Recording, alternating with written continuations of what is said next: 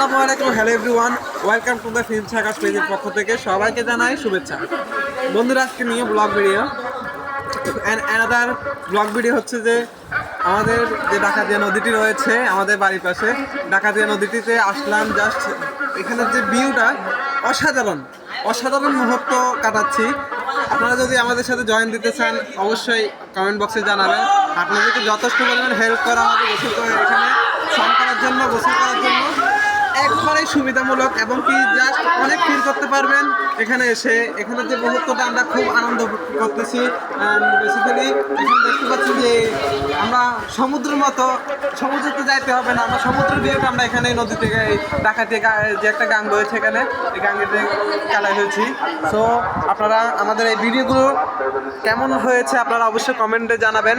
আর দৃশ্যগুলো আপনারা অবশ্যই দেখতে পাচ্ছেন যে কঠিন একটা দৃশ্য, যেটা না বললে নয়।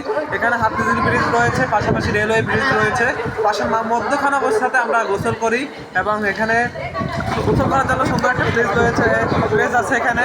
তো আর তার দেরি না করেই লাকসামবাসীদেরকে বলবো, আপনারা আমাদের উত্তর লাকসাম জেলেপাড়া যে এই হাতিঝিল ব্রিজটি রয়েছে এখানে এসে আপনারা গোসলের জন্য আসতে পারেন।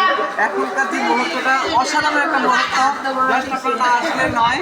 অ্যান্ড বেসিক্যালি খুব একটা আনন্দময়, উৎসবজনক এই মুহূর্তে সময় কাটাচ্ছি। খুব একটা ভালো